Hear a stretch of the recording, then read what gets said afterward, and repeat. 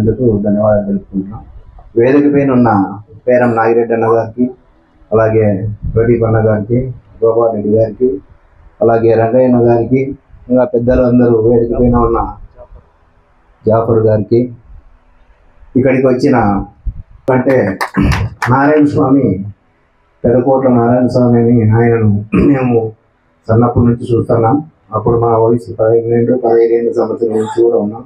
ఆయన 91లో చనిపోయాడు. ఇక్కడ పోరాటంలో అంటే ఫస్ట్ పేరు వినిపించేది అడిగిలో నారాయణ స్వామి.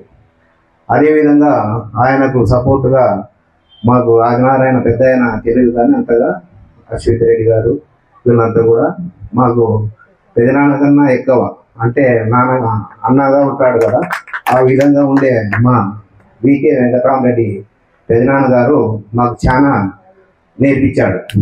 పద్ధతులు కానీ, క్రమశిక్షణ కానీ, అదేవిధంగా ఎట్లా నడుచుకోవాలని పిలిపించుకొని కానీ, అదేవిధంగా లేకపోతే మొన్న వరకు కూడా మా ఆఫీస్లో కూర్చొని ఆయన కొన్ని సూచనలు ఇచ్చేటోడు. మనం ఎక్కడికి పోయినా కూడా గౌరవంగా ఉండాలి, పద్ధతిగా ఉండాలి. ఆ క్రమశిక్షణ ఉంటే మనం రాజకీయాలు ఎప్పుడైనా ముందుకు వస్తామని ఆయన చాలా మాకు గంటల తరబడి ఆయన అంత పెద్ద వయసు ఉన్నా కూడా మమ్మల్ని మెచ్చుకొని, అదేవిధంగా స్ఫూర్తిగా మీరు బాగా ఉండాలని చెప్పుకుంటా ప్రతి ఒక్క టీం అంతా కూడా తెలియజేయడం జరిగింది.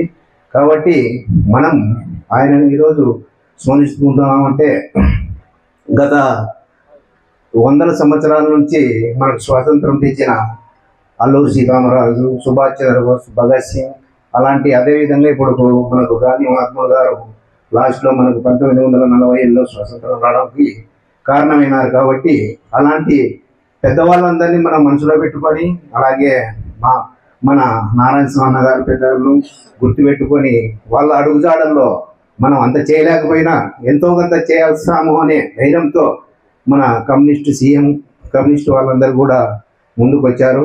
అదేవిధంగా ఓన్లీ కమ్యూనిస్ట్ అనేది కాదు కానీ మన సపోర్టుగా కమ్యూనిస్ట్ వాళ్ళకు నిలబడ్డారు. వాళ్ళ తరఫున మంచి ఉద్యమాలు జరుపుతుంటే వాళ్ళకు సపోర్టుగా మన అయాడికి ప్రజలు కూడా, మండల ప్రజలు ప్రతి ఒక్కరు నిలబడినారని తెలియజేసుకుంటున్నా. కాబట్టి మనం ఏది ఏమైనా కూడా మంచి పనికి ముందుండి మనం సహకరిస్తాలని కోరుకుంటూ ఈ అవకాశం ఇచ్చిన మీ అందరికీ కూడా కృతజ్ఞతలు తెలుపుకుంటున్నాం. Thank you.